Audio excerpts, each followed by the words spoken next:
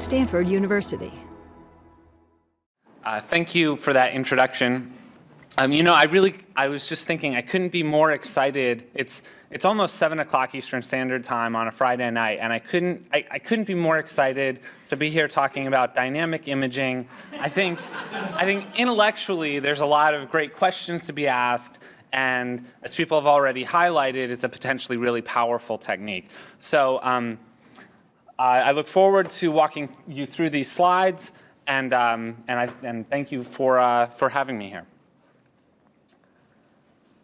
I want to cover, there's 3 parts to this talk. I want to talk a little bit about what we can learn about stem cells from image data, specifically time-lapse image data. I want to tell you about some tools we've developed to assess stem cell colony cultures. And the third part of my talk is I'm going to show you some data that's not about stem cells, but I think it's a real look to the future about using quantitative imaging data to inform predictive models. And I'll finish up with a few conclusions.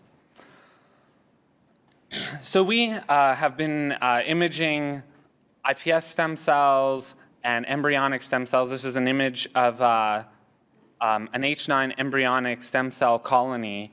And in working with the stem cell biologists who culture these, they learn a lot just by looking at these colonies. They look to see if it's round or not round.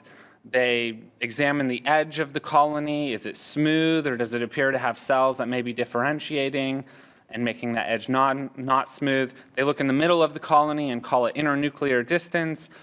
And there's things that I'm confident they perceive but don't yet describe. It's clear to me, though, that there's a lot of information in this image because they use it on a day-to-day basis to make decisions that even before any sophisticated analysis is done, they're choosing which cultures to keep, which ones to throw away, which colonies to keep, which ones to throw away, all based on the information in this type of image. Time-lapse imaging gives us the ability to scan through both forward in time and backward in time to evaluate how confident an assessment made at a single point in time reflects the whole, the future of that colony. In this case that I have on this slide, on your left, you'll see a colony that I would say some people may not say looks so good, but in the future it becomes a very good looking colony. And if we look at more and more of these colonies, we can begin to assess how confident we can be in any single time point assessment, knowing the likely futures that will happen. And it would be great in this case, and I'm going to spend most of my talk talking about this, if we had biomarkers in this. If there was a biomarker in this image, we could assess how that biomarker correlates with features in that image, and how that biomarker changes in time in correlation with features in this image. And we could ask questions like, does morphology change first, or does this stem cell biomarker change first? And so fortunately, the data that the experiment I'm going to tell you about, the data I'm talking about today is with this H9 embryonic stem cell that's been engineered with homologous recombination with a GFP reporter for OCT4, a critical marker for pluripotency. So some of the questions that we can ask having this GFP reporter are there spatial patterns present in the expression? For example, we may find having that biomarker there that GFP is expressed more on the edges than in the center, or more in the center than on the edges. Are there correlations, and I mentioned this, are there correlations between colony morphology and expression? Are there certain features, like in Nathan's talk, he's quantifying certain image features, certain texture features in the image. We can ask, are there correlations between colony morphology and the expression of that GFP marker? But from just a few snapshot images, even watched over time, we can't really evaluate the many colonies across the population. And that's what we'd like to be able to do. These colonies are rather large. They're 200 microns. They're almost the full field of view of a 10x microscope objective. We think with, we haven't done this yet, but we think with the 10x microscopy we can get single cell data. We're not at that point yet. So everything I'm going to talk about is at the colony level, but again, I think it's possible to get single cell data, and I think Tom's group has shown that. So we'd like, and once we can, and so we, you can imagine seeing any one of these two pictures in a publication, and somebody could say, here I have OCT4 expression, my colony looks just right, but from a single image, you can't really evaluate everything that's going on in a dish. A dish has hundreds of colonies in it. Furthermore, if we could evaluate hundreds of colonies, then I think we could really assess how one culture is different from another. You can't really make that evaluation with just a few images. Again, Nathan Lakey talked about this in his talk, so I won't belabor the point, but these observations about colonies are terrific, but they're completely subjective. It's challenging to get information out of these images, and even harder to get meaningful information out of these images. And this is a problem that we're working to address, and I'm glad to see some of the other work going on by the scientists in this room. What we'd like to, what we can quantify though, and we know this because biologists look at these images and they look at the size of colonies, they look at the texture, they look at the shape of colonies, they look at the edge character, and when a biomarker is present, they look at the intensity, they look at the localization of that biomarker, and they can evaluate the texture of that biomarker. And all of these things can be quantified in an image, and they're important to quantify because we know spatial context for cells is important. Cells are complex and they respond to this. I'd like to point out that even with flow cytometry, multi-parameter flow cytometry, the new single cell expression methods that are being developed, this spatial information isn't available through those techniques. It is in imaging. And furthermore, I think the dream is we can combine these techniques together because we can potentially see something in an image and then pull it out and do those other analyses on them. But the spatial information is only available in an image. So in order to get population level statistics, by that I mean where we sample the population of colonies on a dish with some significance, not just a few snapshots of colonies, we need to collect large amounts of data. So in the experiment I'm going to walk you through, this is, Nathan actually described a pretty similar experiment.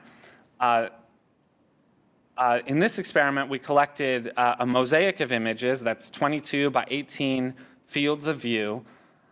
We did that, so that's about 400 fields of view in a single mosaic image. We did that for 150 time points that were spaced 45 minutes apart. And we collected both phase contrast images and GFP images to get that reporter for OCT4.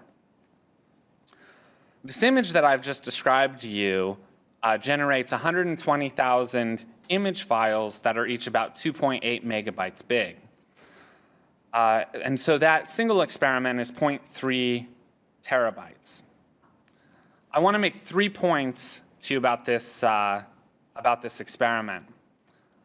The first is that an automated microscope can easily generate this amount of data, and it can be highly useful. The second point is, when you start to work with this amount of data on your desktop computer, it will choke. The third point I want to make to you is that it's not technically that difficult with today's tools to work with this data on your desktop computer when you take advantage of a server. Google Maps pulls down from a database of images that's about 40 petabytes in size, And I could pull up an image of your house in a few minutes from that. I could tell you how long it would take to walk there, bus there, or drive a car there. And so I can really interact with that data using that server format.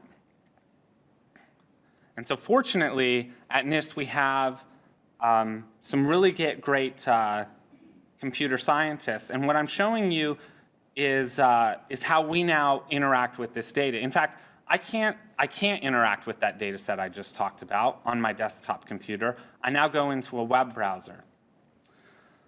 This operates a lot like Google Maps. Here I'm scrolling through time, forward in time, taking a gross look at the dish and seeing how the colonies grow.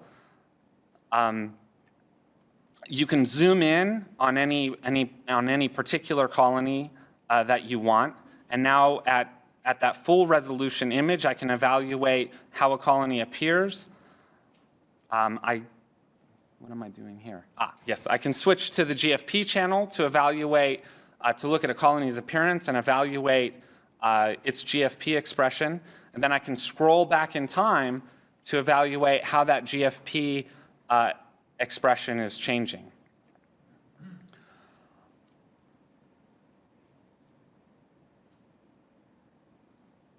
So I want to tell you just a little bit. So I'm not sure, I'm not a computer science person. But as I see it, in my experience in working with these larger data sets, the future of working with these is in this server format where you access it through your web browser or some other tool. And so we collected the data. There's a number of processes that are done, stitching, segmentation. The colonies are tracked. We have to do corrections to the fluorescence intensity image to make it quantitative. And then all of that image, in order for me to browse it and evaluate it, is uploaded into the cloud, into a server that I can then interact with on my desktop computer. And that's how we now visualize this data, construct hypotheses, and it also allows this data to be available off the NIST campus, which is an interesting scientific capacity that I really don't have experience with, but I think it's very powerful because now more people can take advantage of this data than just a single group. It's now in the cloud and available. So, when we collected this data and I experienced the choking on my desktop, it took some time before I could actually see the data. Now I want to show you kind of the, when I first started to look at the data, what we could do then is go into the browser and say, now we get to see these colonies growing and changing in time. We can say, we can ask questions about how stable is the GFP expression in different colonies. Even in this example here, there's two colonies. The top one, you'll notice, has a uniform expression or homogeneous expression of GFP. The lower one has heterogeneous expression of GFP. We can ask, are the growth properties of these two colonies different? Furthermore, we can evaluate this across hundreds of colonies. In fact, Anne had mentioned this further. We did 3 replicate experiments. Each replicate or each preparation had approximately 200 colonies in it that we were able to study.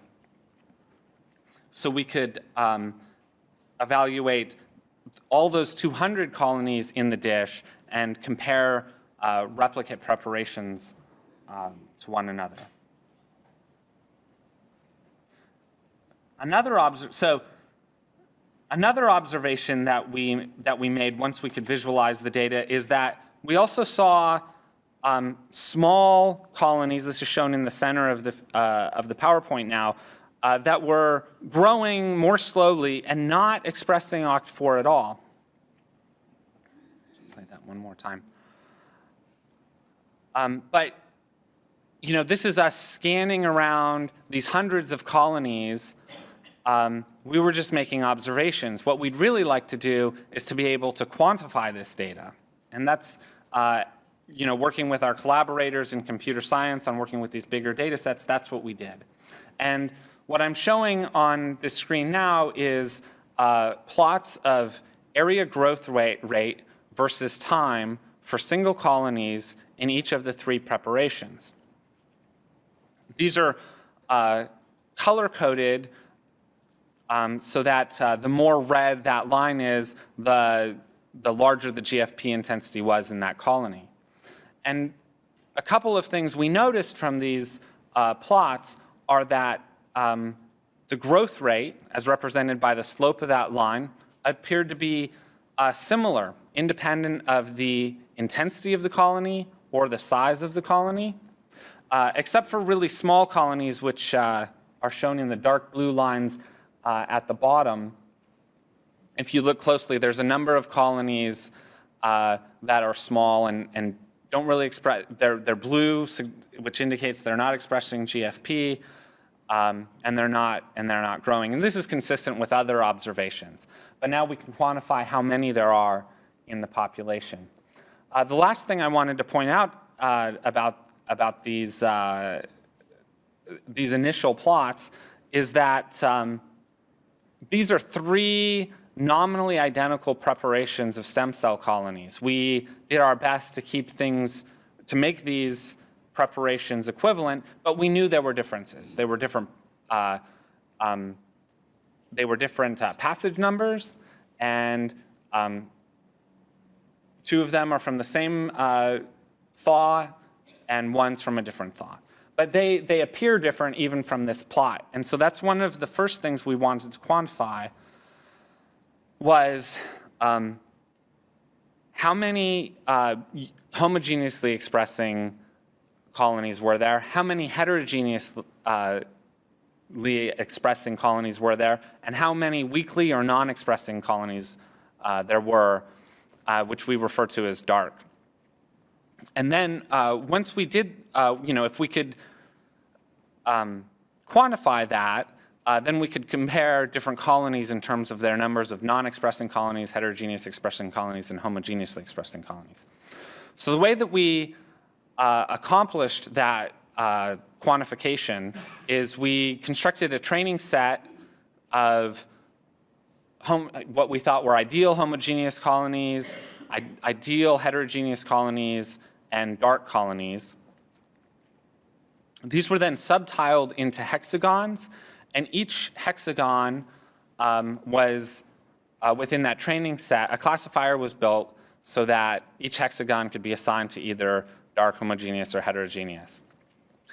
And then there was a second layer of the classifier which looked at the population of hexagons in a given colony and assigned it to a class of heterogeneous, homogeneous, or dark.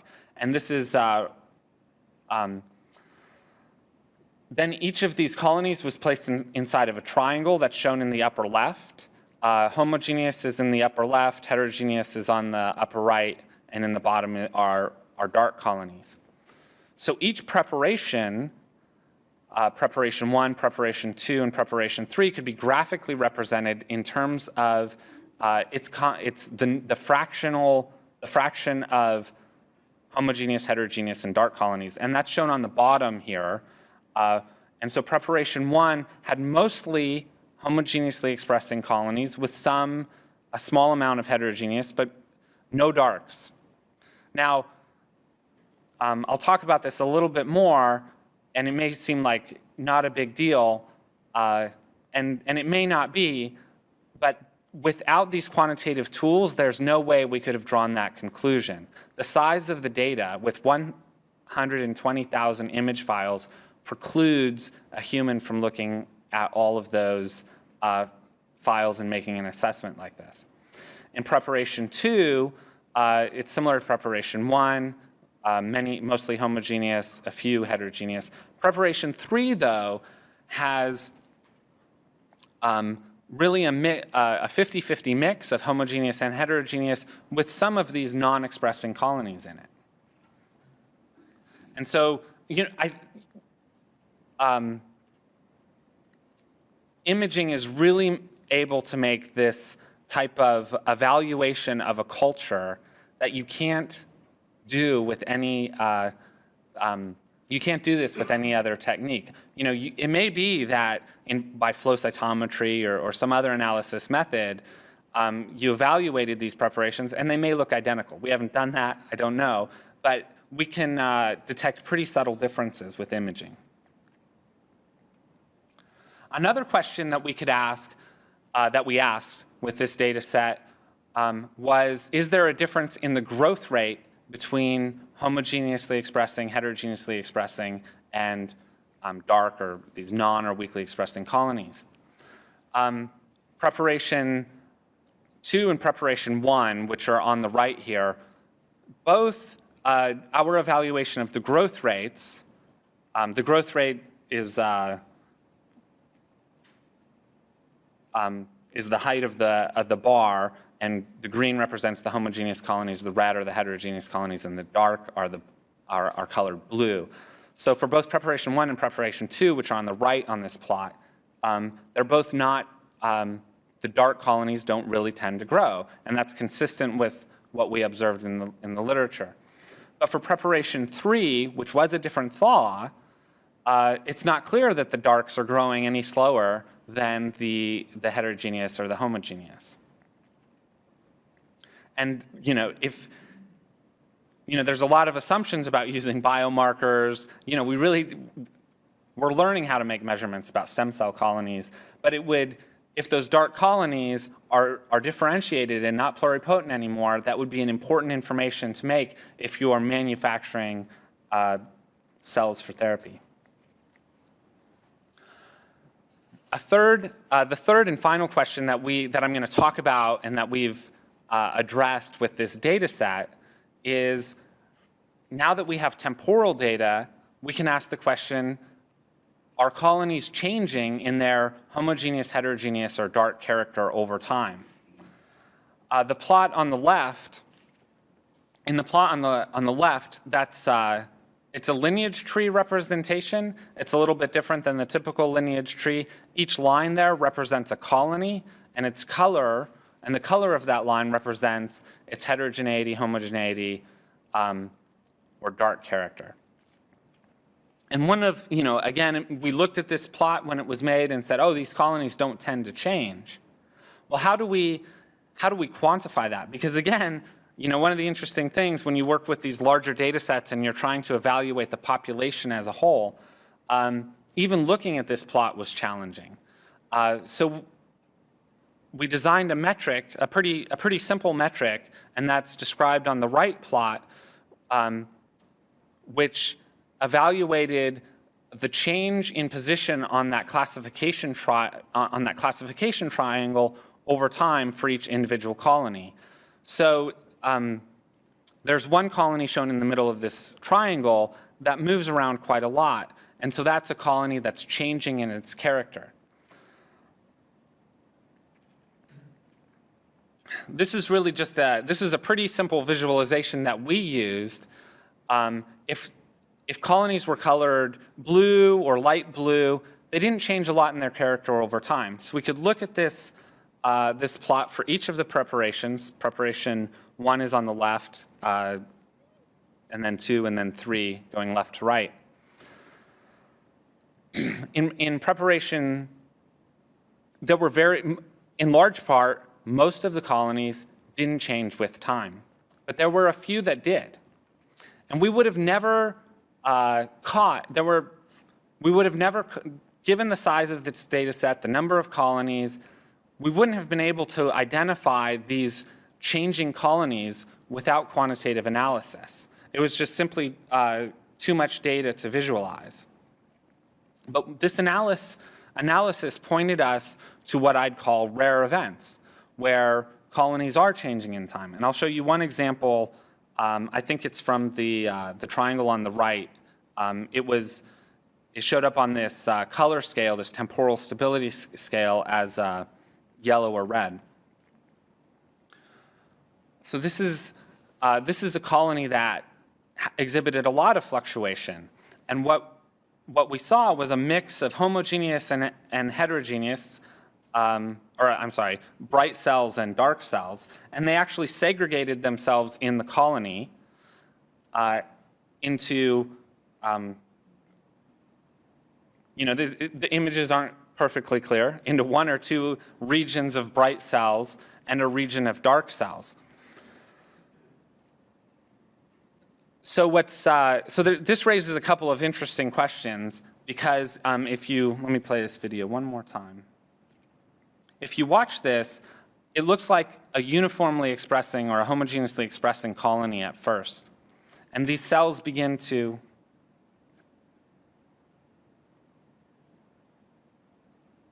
and then you'll see these cells segregate. And I don't know what the cells are doing, but the fact, you can generate hypotheses from this data about why cells are segregating. Are cell-cell contacts important? And you can ask questions about that boundary. And with automated analysis, you can imagine one day identifying these rare events in real time and then picking them out to do analysis on.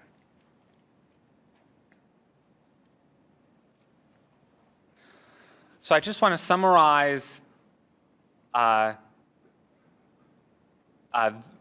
data that I just told you about. All the analysis I told you about is not yet published. We're learning how to, we wanted to generate tools so that we could evaluate not just a few colonies, but a population of colonies. And so that, I think we have those tools in place, and we're looking forward to using them.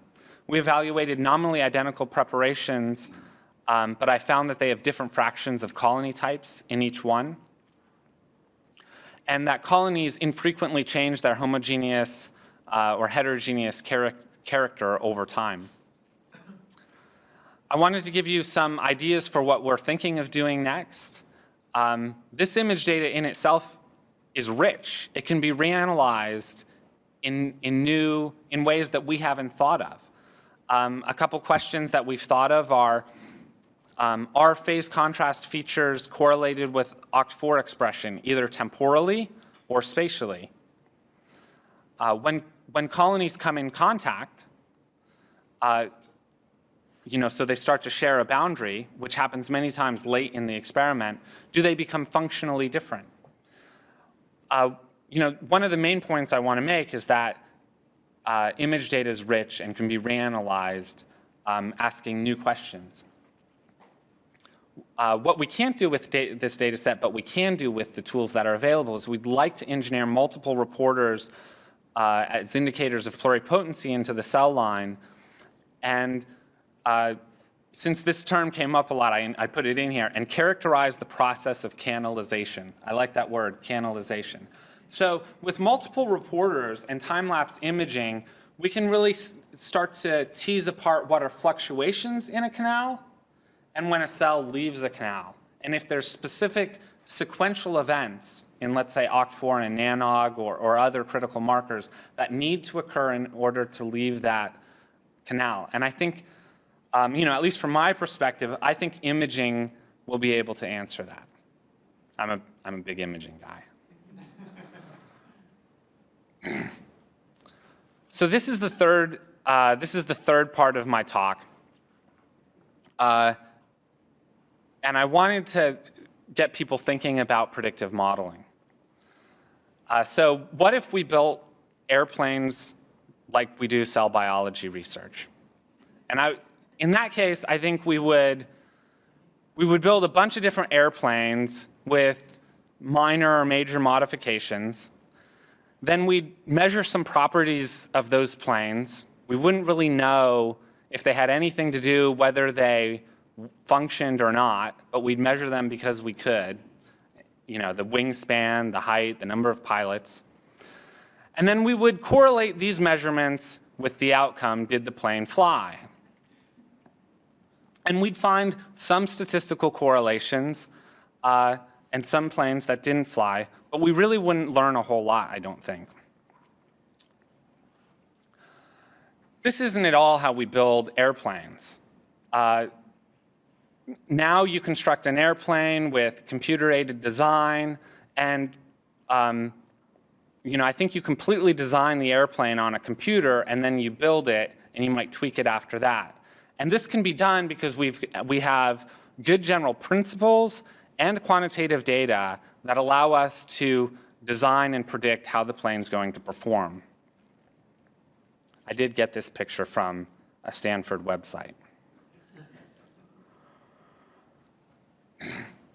So can we construct predictive models for biology? So this is a study where we're using NIH 3T3 fibroblasts that have been engineered with a gene reporter for GFP, with a GFP reporter for the tenacin C gene. And we know that these cells exhibit a large amount of heterogeneity. This is shown with the images on the upper right. Some of the cells express a lot of GFP, and some are weakly expressing. And as shown on the flow cytometry data to the left, their range of expression levels is over 3 orders of magnitude. And we've taken those cells and sorted them by level of intensity, high intensity, intermediate intensities, and low intensities, and then grew them up in separate dishes and observed them to relax back to the initial distribution over several months. It takes 3 months in our hands for these cells to fully relax. This type of experiment has been done with stem cells, in fact, and it's been shown that their expression of SCA1, this is a paper in 2008, the first author was Chang, Don Ingber was on the paper. They observed that cells with different expression levels of SCA1 had different propensities for differentiation. And so there's a critical component to dynamics and propensity for differentiation, which you can begin to investigate with live cell imaging. In this case, we were investigating predictive models. And we wanted, the fact that these relaxed back to the initial distribution suggested something like a statistical physics model approach. In that case, if we could take all the air molecules out of this room at a certain velocity, and then we put them back in the room, they would re-equilibrate back to the distribution of velocities in that room. In the same way, we took some cells out of this population and they relaxed back to the initial population.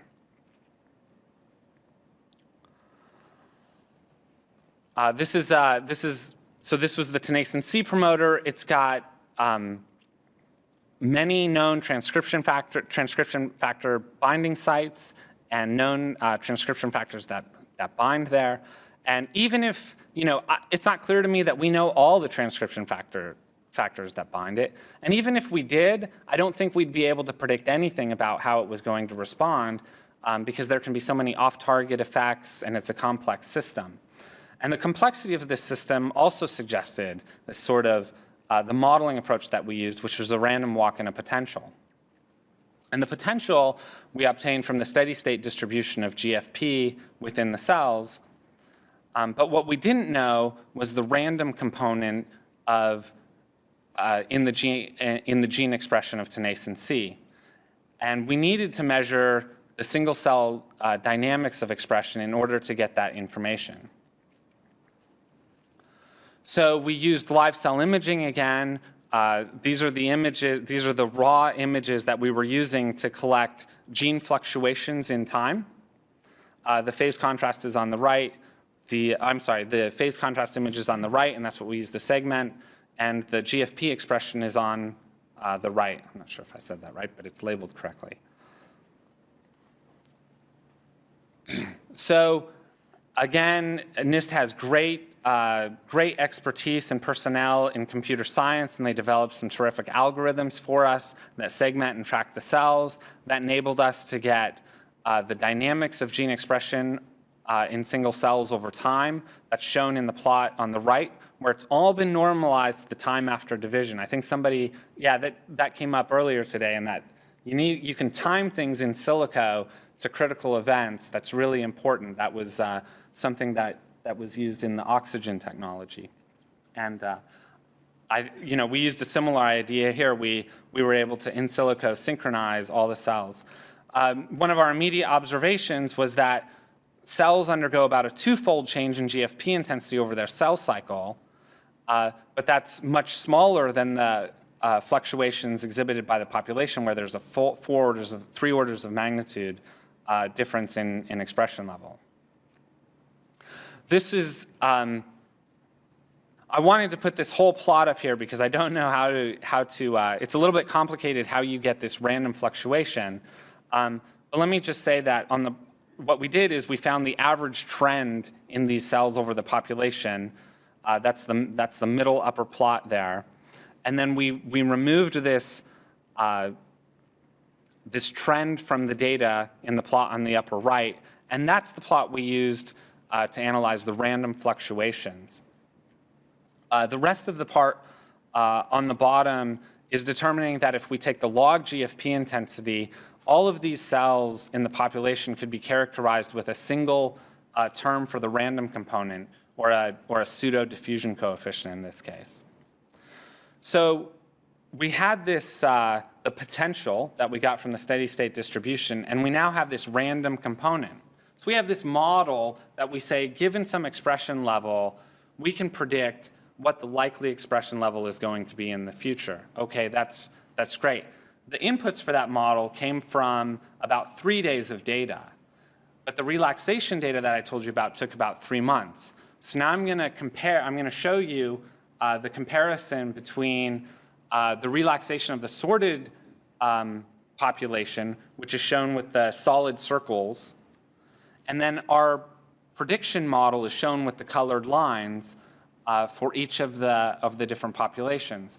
So again, using data acquired over a few days, we were able to predict a relaxation process in gene expression space that occurred over several months. So, this is, biology is complicated. I don't want to make too much of this, but I think this is the type of way that we'd like to use quantitative data from imaging. Statistical correlations are great, but we'd like to identify those general principles by which to use this quantitative data and eventually construct predictive models. So finally, I'll close with a few take-home thoughts.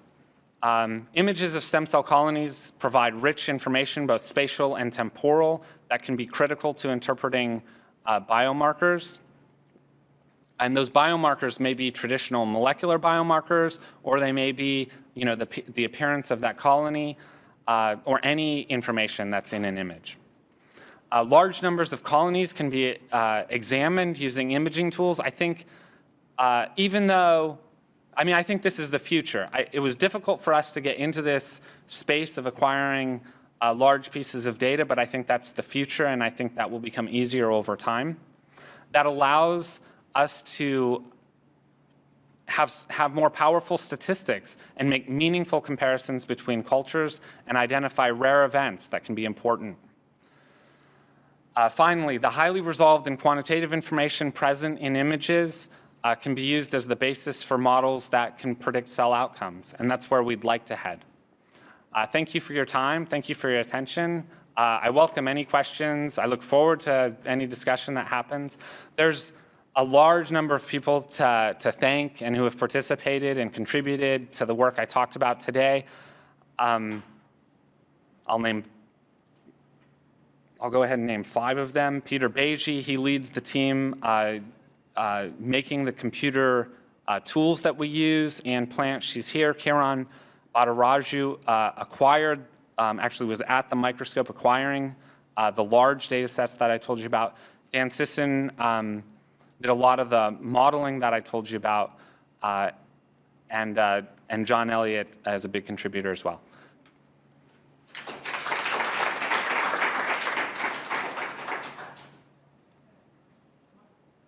Yes. Thank you very much for this very interesting talk. But I had a question about these. You showed that the colonies, they were either spotted or the patterns were either heterogeneous or homogeneous, and they didn't change very much. In your data analysis, how do you account for them when they merge? Because they Right. So so at this stage, we've not analyzed the merged colonies. What we did is we took single colonies from the early time points, and then once they merged, we've not analyzed that data. We said, you've merged. I mean, and because, it was, that's why I put it in something that we can evaluate but haven't yet. And, just a resources thing, could be analyzed, lots of interesting information there, but we didn't focus on it yet. Thank you. Really interesting presentation. You got some interesting tools to start to look at some of these differences. I have a sort of a chicken and egg question. And I realize you have to start somewhere, but you really looked at behavior and what's going on and how colonies change over time, what the differences are. But by what method did you then look at whether or not the GFP OCT4 knock-in you have is in turn representative of the parental line?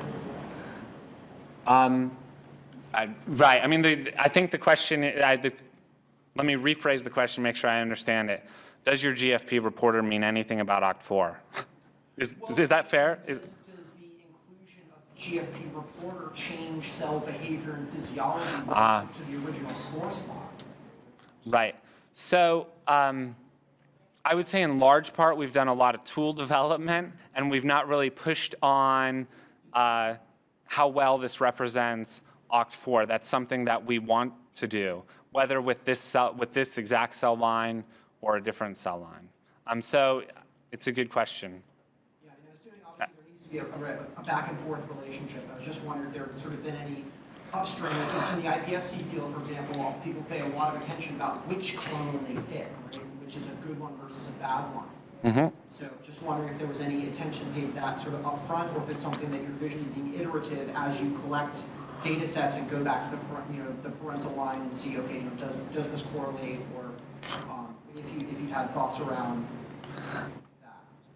that. Right. We've really thought more honestly about whether the problems with GFP as a reporter for OCT4, and I think your question is the insertion of the GFP perturbing, that compared to the original H9 line, which is a good question as well, which we haven't looked at that one. And they're not unrelated in terms of the considerations.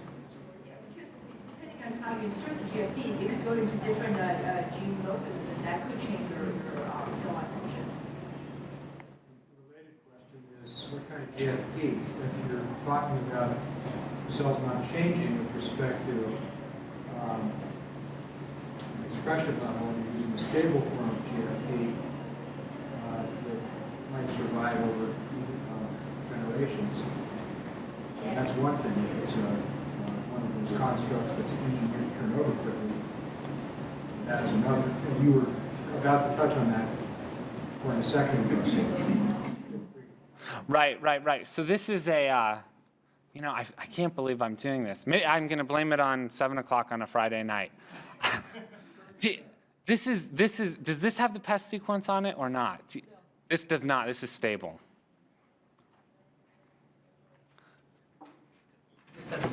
The line was obtained by homologous recombination, so this we are looking at the endogenous OCT4 locus, right? Yes. So there is no random integration. That's right. There's no... That's right. Did you sort the GFP negative cells from heterogeneous colonies, or the GFP positive cells from homogeneous colonies, and did you see those cells becoming heterogeneous or homogeneous? So is it an intrinsic property of the cells, or it's kind of a clonal? So this is a clonal population of cells, and the experiment. So we've tried that experiment that you're saying with these cells, which is let's take some dark ones and let's take some bright ones, and they relaxed back slowly, meaning that if we took the highs, we saw some darks, and if we took the darks, we got some highs. That said, the data that we saw was a little ambiguous, and I could get into it more. It wasn't clear that that they weren't contaminants from the sort that simply proliferated and got into the population, or were a consequence of the handling during the sort. Like we saw some darks come out just after the sort anyway. And we don't know if it was the sorting. So we haven't talked much about that data, but we've tried, I would say, we tried that experiment, but it was ambiguous to us, whether they were switching or whether it was either contamination or the handling during the experiment. But I mean, they definitely, I mean, they switched, but it's just not clear to me that they were switching or it was something else. But you could treat the cells as single cells and then follow each single cell over time, right? Right, we could. In our hands so far, we haven't worked with the stem cells have always grown in clumps. I mean, I know you can add, ROCK inhibitors and things to help them, but, I wouldn't feel confident growing them as single cells. Does that make sense? Yeah. But you can. Like, if you know how to do it, please help us. Did you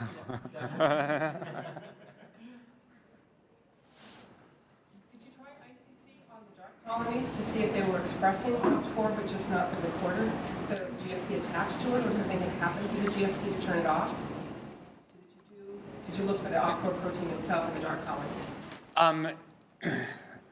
No, we had somebody who did it, but it was a questionable staining procedure, so we just couldn't interpret it either way. That's where we're at. Was it questionable positive or questionable? No, it's interesting. That's good. It was kind of weird. One of the points is, antibody staining. Does that even give us the answer? But we looked at the fixation data, and it was. The cells looked miserable. So we didn't really, at that point of seeing that the fixation process had screwed up the appearance of the cells so badly, we didn't trust the antibody report after that. That said, and there was, I have to think about what that antibody said. But in the end, we didn't believe it. I can tell you later on, once I remember, because in some cases they were, where we had GFP, we always had antibody. There were some dark cells, and we had dark cells that didn't stain, but sometimes we would have dark cells that did stain, I think is what it was. So so far it's just been ambiguous. Having spontaneous differentiation. The dark cells could be spontaneous differentiation. Is that what you said? Yeah, I think that's, right, I agreed. It's a possibility. Did you try a second reporter for a different stem cell marker? Or are you considering it? I think I wrote that in there into my talk slides twice, but yes, we would love to, we would love to try that. We would love to collaborate with anyone who has such a line or would be interested in working with us on that.